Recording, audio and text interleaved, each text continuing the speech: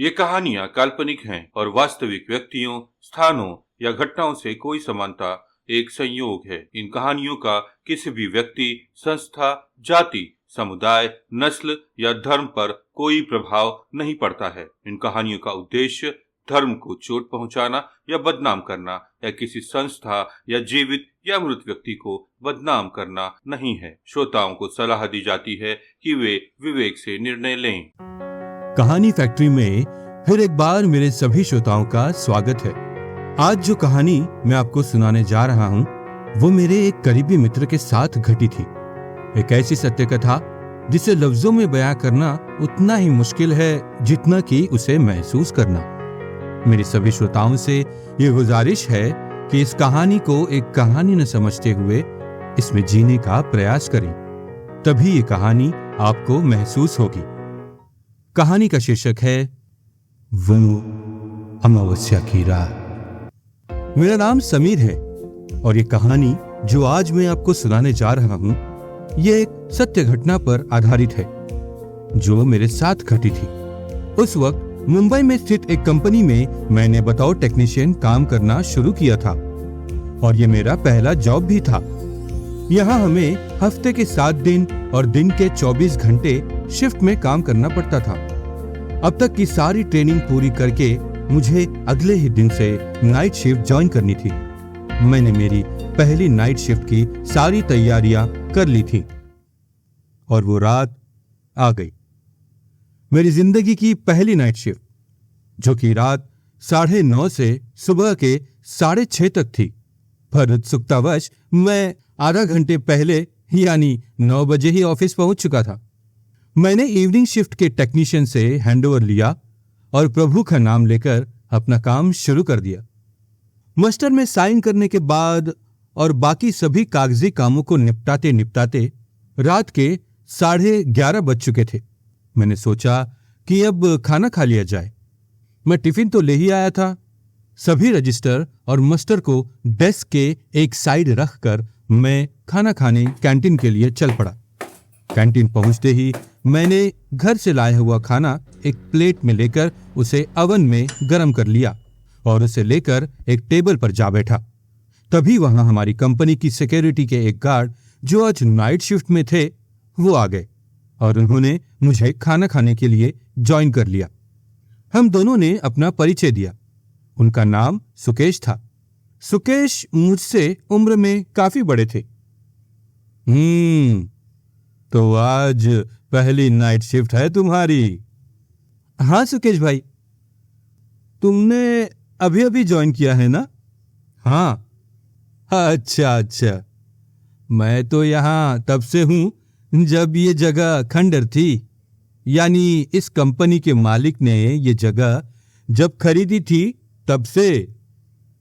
अरे वाह सुकेश भाई, फिर तो आप इस जगह के चप्पे चप्पे से वाकिफ होंगे, है ना?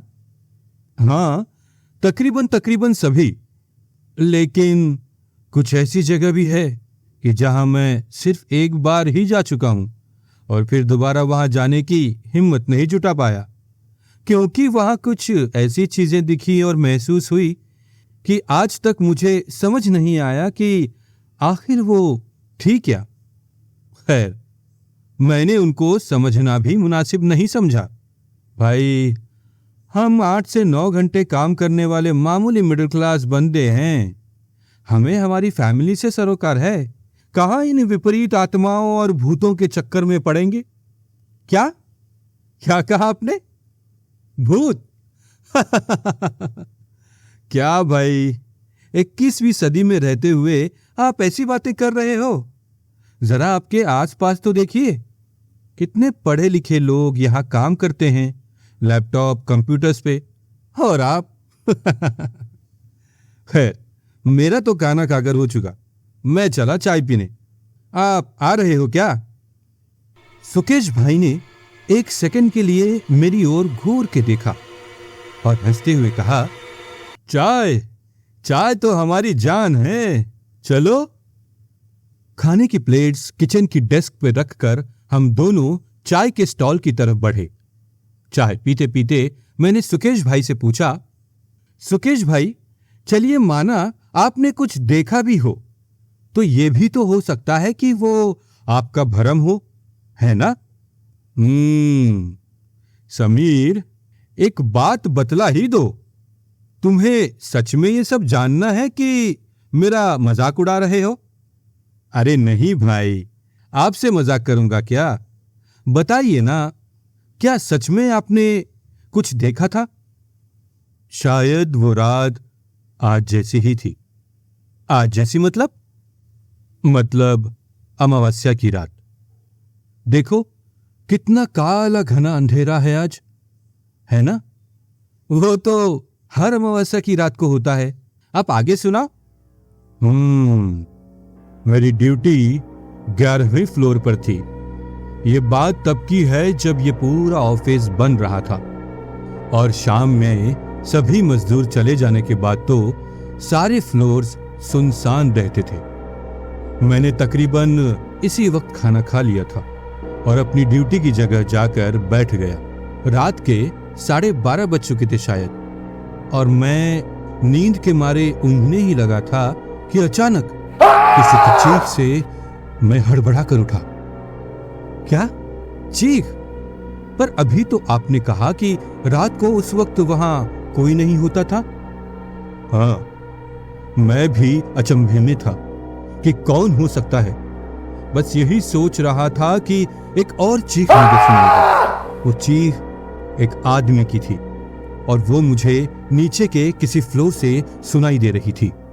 रात को इतना सन्नाटा था कि इतनी दूर से भी वो चीख मुझे साफ साफ सुनाई दे रही थी। फिर क्या हुआ सुकेश भाई? फिर मैंने हर एक फ्लोर पर जाने का फैसला किया, क्योंकि हमें हर फ्लोर के राउंड लेने होते थे और क्या पता कुछ खतरा भी हो सकता था या किसी की जान खतरे में हो सकती थी। ऐसे सोचकर मैं पहले 11वें फ्लोर से 10वें फ्लोर सीढ़ियों से उतरने लगा। वो चीख अब भी मुझे साफ साफ सुनाई दे रही थी। 10वें फ्लोर पर पहुंचकर मैंने कोना कोना देख लिया, लेकिन वहां कुछ अलग सा नहीं दिखा, तो मैं 9वें फ्लोर के लिए रवाना हुआ। 9वें फ्लोर की सीढ़ियां उतरने से पहले ही वो चीख बंद हो चुकी थी।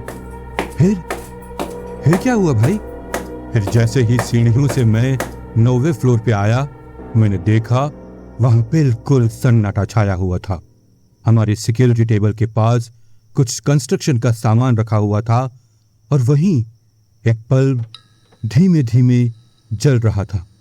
मेरे साथ में एक टॉर्च मैं ले ही आया था, पर क्या ही बयां करूं तुम्हें कि कितना काला घना अंधेरा था उस रात। मैं बस उस पूरे फ्लोर का राउंड लेने वाला ही था कि फिर से मुझे एक खिड़की की तरफ से चीखने की आवाज सुनाई दी, जो जंगल के पास खुलती थी। जो ही मैंने उस खिड़की की तरफ बढ़ने की कोशिश की तो क्या देखता हूं कि सिक्योरिटी डेस्क के पास रखी चेयर एकदम से हट के मेरे सामने आकर रुक गई। मुझे तो कुछ समझ नहीं आ रहा था। मेरा गला सूखने लगा था। मैंने आव देखा न ताव, बस जैसे तैसे वहां से भाग निकला।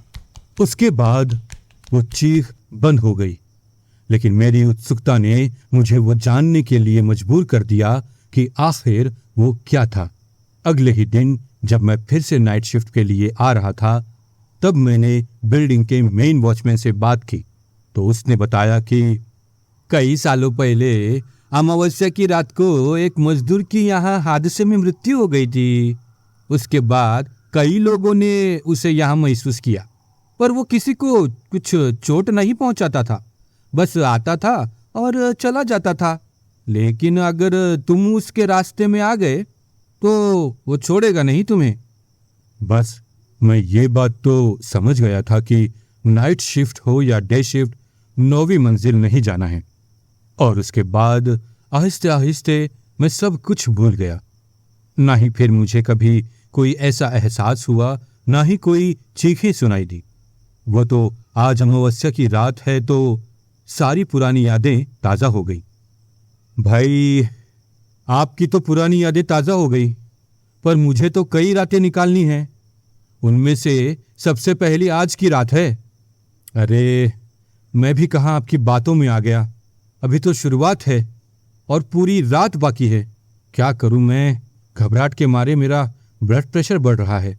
अरे समीर, ऐसे नहीं घबराते, और मैं हूं ना तेरे साथ, घबराओ नहीं। और वो तो बहुत पुरानी बात है रे, मैंने कहा ना, अब ऐसा कुछ भी नहीं है, समझे? अब चलो, घबराओ नहीं। सुकेश भाई की बातों में रात के कब 2 बज गए पता ही नहीं चला। मैंने बाकी के सारे काम निपटा लिए। जो करते करते मुझे लगभग 3 बज चुके थे। बस मैं आखिरी रजिस्टर भर ही रहा था और मुझे अचानक याद आया कि पूरी फैसिलिटी का एक राउंड लेना तो रह ही गया है। मैंने तुरंत सुकेश भाई को बुलवा लिया और उनसे कहा, चलो सुकेश भाई, फैसिलिटी का एक राउंड लेना अब भी बाकी है, वो भी कर लेते हैं। मैंने ऐसे कहते ही सुकेश भाई ने अपनी वॉच देखी और मुझे एकदम घबराई नजरों से देखते हुए कहा, अरे समीर, सुबह चलेंगे ना हम 5 बजने के बाद? हाँ? नहीं भाई, मुझे राउंड निपटा के बाकी भी काम हैं, उसके लिए मैं इतना लेट नहीं कर सकता। तो ठीक है, मैं अपने टॉर्च लिए चलता हूं। अरे सुकेश भाई, ऐसी क्या बात कर रहे हो आप?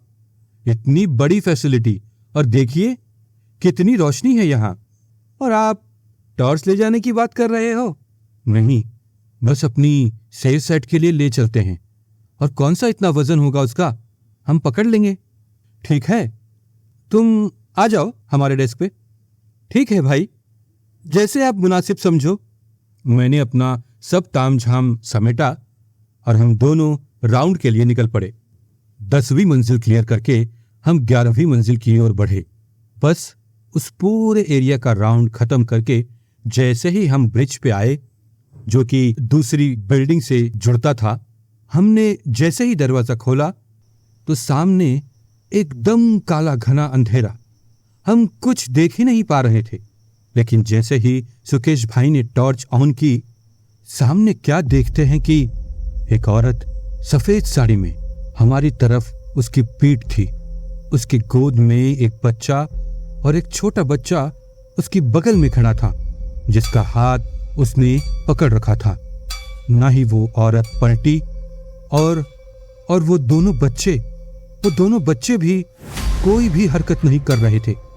मुझे तो पसीना छूटने लगा था और मेरा गला एकदम से सूख चुका था। ये सब सुकेश भाई भी देख रहे थे। इसके आगे की मैं कुछ बोल पाता, उन्होंने मेरा हाथ झट से पकड़ लिया और मुझे कुछ ना बोलने का इशारा किया, और चुपचाप हम दोनों ने उसके पास से ब्रिज क्रॉस किया और दूसरी बिल्डिंग में आ गए। दूसरी बिल्डिंग की 11वीं मंजिल पे पहुंचते ही मैंने सुकेश भाई से डरते हुए पूछा, क्या वो क्या था भाई? मैंने कहा था ना तुझे, ऐसी कुछ हरकतें होती हैं यहाँ। बस वही था, ये जो भी तुमने देखा। उसके सामने बोलना या उसको कुछ बोलना खतरे से खाली नहीं हो सकता था, इसीलिए मैंने तुम्हें चुप रहने का इशारा किया, वरना ऐसे हालात में हम दोनों की जान को खतरा हो सकता था। खैर, अब तो अपने डेस्क पे जा, मैं अपने डेस्क पे जाता हूँ। ऐसे कहते हुए सुकेश भाई और मैंने एक एक कप चाय ऑफिस की वेंडिंग मशीन से ली और पीते हुए निकल गए अपनी अपनी डेस्क पर। लेकिन उसके बाद मैंने कई मर्तबा कोशिश की, लेकिन वो औरत फिर कभी किसी अमावस्या की रात को मुझे नहीं दिखाई दी और ना ही किसी और को दिखाई दी। वो कहते हैं ना कि कुछ चीजें हमारी समझ से परे होती हैं। उस वक्त वो औरत हमें क्या कहना चाहती थी हमें नहीं पता, और ना ही हमने जानने की कोशिश की, लेकिन इतना तो पक्का था कि उसका इरादा हमें हानि पहुंचाना नहीं था। कई अतृप्त आत्माएं जिनका कुछ न कुछ इस दुनिया में अधूरा रह जाता है या उन्हें वो पूरा नहीं कर सकते, उसे वो किसी न किसी के माध्यम से संपर्क करना चाहती हैं। हो सकता है ऐसे ही कुछ प्रयास में वो अतृप्त आत्मा भी होगी। वो अमावस्या की रात मैं आज तक नहीं भूल पाया हूं। तो कैसी लगी आपको ये कहानी, या कहें एक एहसास? कमेंट्स करके जरूर बताइएगा। आपके कमेंट्स, लाइक्स एंड शेयर मुझे दिन ब दिन अच्छी और अच्छी सच्ची कहानियाँ आपके सामने प्रस्तुत करने में प्रेरित करती हैं। और अगर आपने अब तक मेरे चैनल कहानी फैक्ट्री को सब्सक्राइब नहीं किया है तो प्लीज़ कर लीजिए, जिससे कि मैं इनसे भी बेहतर सत्य घटनाएं आपको सुना सकूं। तो स्वस्थ रहें, मस्त रहें, व्यस्त रहें और देखते और सुनते रहें कहानी फैक्ट्री। धन्यवाद।